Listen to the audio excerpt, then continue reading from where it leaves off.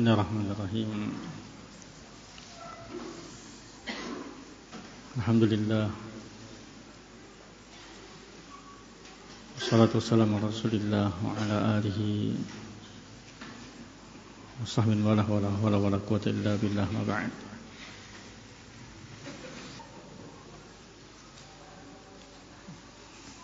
Tadi subuh kita baca ayat yang ke-45.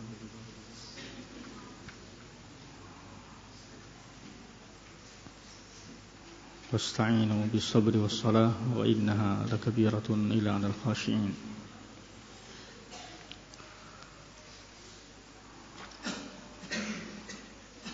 Telah kita baca penjelasan Ibnu rahimahullahu taala bahwasanya salat yang akan menjadi aun, yang akan menjadi bantuan bagi seorang hamba adalah salat yang dilakukan ala wajhin kamil, yaitu ada padanya hudurul qalbi, hadirnya hati ketika salat, wal qiyam bima yajibu fiha, dan melaksanakan kewajiban-kewajiban dalam salat.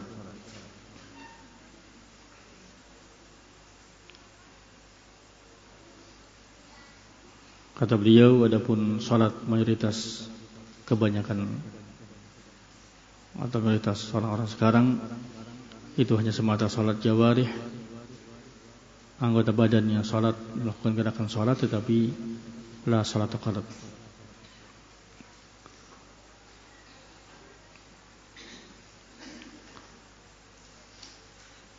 Di antara boleh sebutkan kata Ibnu rahimahullahu taala,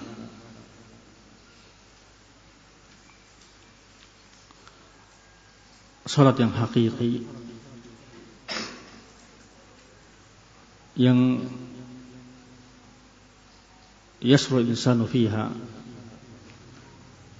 seorang yang ketika salat itu merasa dalam salatnya dia berdiri di hadapan Allah Subhanahu wa taala,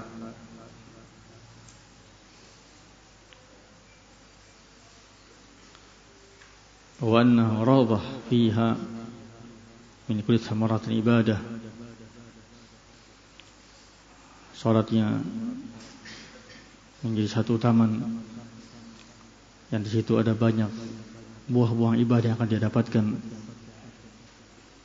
Mesti ibadah seperti itu, salat seperti itu akan menyebabkan an yasluwa biha an kulli hammin, dia akan merasakan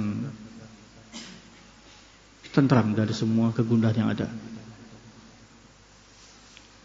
Sehingga Nabi kita Muhammad sallallahu alaihi wasallam berkata dalam satu hadis yang disebutkan Syalbani rahimahullah, ju'ilat qurratu aini bis shalah.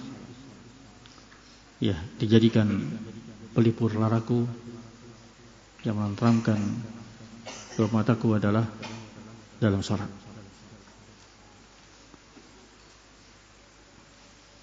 Itu kalau betul-betul seorang hamba dalam salatnya sempurna, khusyuk, hadir hatinya dan melaksanakan kewajiban-kewajibannya. Namun seorang yang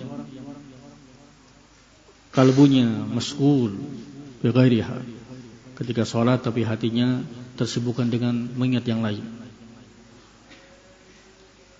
fahadha la takunu salatu aunan lahu, maka salat itu tidak akan bisa menjadi bantuan bagi dia. Kenapa? Lianna salat naqisah, karena salat yang kurang, tidak sempurna. Fayafutu min athariha biqadri ma naqasa fiha, sehingga akan kurang, akan luput dari salat tadi apa yang dijanjikan oleh Allah Subhanahu wa taala, sekadar dengan berkurangnya kesempurnaan salatnya.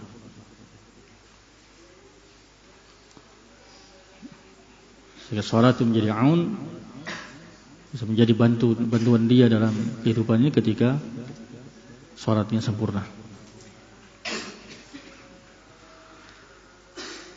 Yang keenam kata beliau rahimahullah, kata Ibnu Utsaimin rahimahullah, idza talat ahzanuk, jika kesedihanmu berkepanjangan. Iya, kesedihan menimpamu. Fa'alaika bis-sabri was-shalah. Maka wajib atasmu untuk sabar dan salat. Bahkan satu riwayat dinukil juga Ibnu Utsaimin rahimahullah dan dihasankan oleh Al-Hafidz Ibnu Hajar rahimahullahu taala, anna Nabiy sallallahu alaihi wasallam kana idza hazzabahu amrun shalla. Ya, jika beliau merasa gundah atas satu perkara yang dihadapinya, beliau pun salat. Ini kata beliau, kata Ibnu Utsaimin rahimahullah, idza qalat ahzanuk, jika telah berkepanjangan rasa sedihmu, maka fa'alaika bis-sabri was-shalah, sabar dan memperbanyak salat.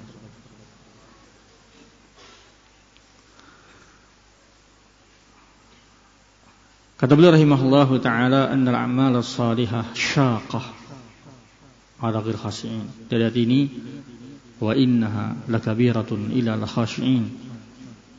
Dan itu, salat itu di antara penafsirannya itu berat, kecuali atas orang-orang yang khusyuk. Dia menunjukkan bahwa amal salih itu berat atas orang-orang yang tidak khusyuk, apalagi salat. Siapa yang orang khusyuk tersebut? Ini yang akan kita baca malam ini, ayat yang ke-46. Orang yang khusyuk ini, kata Allah Subhanahu wa taala berfirman, alladzina yadhunnuna annahum mulaqu rabbihim wa annahum ilaihi raji'un. Yaitu orang-orang yang yadhunnun, orang-orang yang yakin. Perlu diingat, wan dalam istilah syariat, dalam bahasa Al-Quranul Karim itu bermakna juga yakin. Kalau dalam istilah usuli, ya, dhan itu lawannya wahm, idrak asy-syai' ma'a jiddil marjuh. Itu istilah usuliyin. Lawannya wahm idrak asy-syai' ma'a jiddil rajih. Tapi kalau dalam istilah syar'i, dhan juga bisa bermakna yakin. Alladzina yadhunnun, yani mereka yuqinun. Orang-orang khusyuk adalah orang-orang yang yakin annahum mulaqu rabbihim, bahwa mereka akan berjumpa dengan Rabb mereka. Wa annahum ilaihi raji'un, dan bahwa mereka itu ilaihi raji'un. Sekali lagi sering kita ulang-ulang, ya, ilaihi raji'un ini berfaedah hasr, hanya kepadanya lah mereka akan kembali.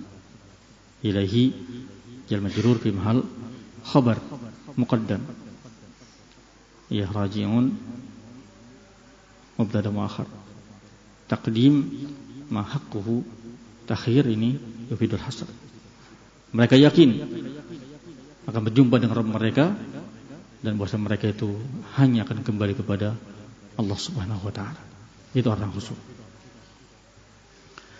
Nah, di antara ayat ini kata Ibnu Utsaimin rahimahullahu taala, itsbatu mulaqatillahi azza wajalla, menetapkan adanya perjumpaan dengan Allah azza wajalla, li'anna Allah madahal ladzina yatayaqqanuna bihadzal liqa, karena Allah memuji orang-orang yang meyakini akan perjumpaannya dengan Allah Subhanahu wa taala. Ini menunjukkan adanya mulaqatullah. Yang kedua, kata Abdullah rahimahullah, di sini menunjukkan itsbatu ru'yatil azza wajalla. Ini menunjukkan adanya ru'yatullah. Nas di antara nas yang menunjukkan akan melihat Allah adalah nas-nas seperti ini. Kama dhahaba ilaihi katsirun minal ulama, ya, yang namanya perjumpaan itu berarti melihat. Lihat dan liqa, yang namanya perjumpaan la yakun jamal muqabalah. Wa hadza ya'ni thubut ar-ru'yah. Itu juga yang disebutkan oleh para ulama kita terkait dengan satu ayat dalam surat Al-Kahfi. Faman kana yarju liqa'a rabbih, ya liqa di sini yakni melihat Allah Subhanahu wa taala. Dia yakin, dia berharap bisa berjumpa dengan Allah dan melihat Allah Subhanahu wa taala. Ini di antara dalil bahwasanya Allah Subhanahu wa taala akan dilihat oleh kaum mukminin dengan penuh kenikmatan. Yang ketiga, anna haula'il mu'minin yuqinuna annahum raji'un ila Allah. Orang beriman itu merasa yakin bahwa mereka akan kembali kepada Allah Subhanahu wa taala. Sehingga kata beliau, wa hadza yasalzimu umura.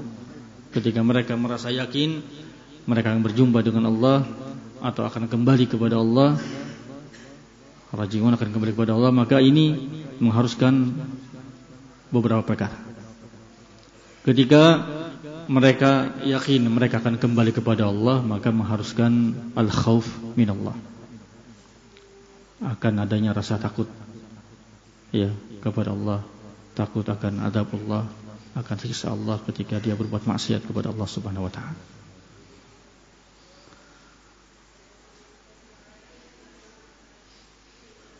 Kata Syaikhul rahimahullahu taala, khauf yang mahmud, takut yang terpuji dan takut yang mu'tadil. Apa itu khauf mu'tadil? Yani yang menyebabkan dia ya takut meninggalkan yang wajib-wajib, menyebabkan dia takut melakukan yang haram-haram. Itu khauf yang mu'tadil, yang terpuji.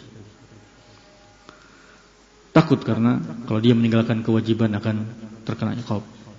Takut kalau dia melakukan yang haram dia akan terkena siksa. Yang kedua, thaniyan, ketika dia merasa yakin akan berjumpa dengan Allah atau akan kembali kepada Allah, akan menyebabkan adanya muraqabatullah. Iya, dia akan senantiasa merasa diawasi oleh Allah Subhanahu wa taala. Iya. Akan mendapatkan jaza, balasan atas amal dia. Sehingga dia pun merasa takut kepada Allah, merasa diawasi Allah ketika dia sedang sendirian ataupun ketika sedang bersama orang lain. Yang ketiga, ketika dia merasa yakin dia akan kembali kepada Allah Subhanahu wa taala, harusnya dia memiliki haya minhu, malu kepada Allah. Malu ketika nanti dia berjumpa dengan Allah, malu ketika dia kembali kepada Allah, dia membawa perbuatan-perbuatan maksiat ya kepada Allah Subhanahu wa taala, membawa dosa-dosa ketika berjumpa dengan Allah Subhanahu wa taala. Ini ketika dia yakin, betul-betul yakin akan kembali kepada Allah, betul-betul yakin dia akan kembali kepada Allah, harusnya ada padanya khauf, takut kepada Allah, ada padanya muraqabatullah, dan ada padanya haya, ya malu kepada Allah Subhanahu wa taala. Wallahu a'lam bishawab.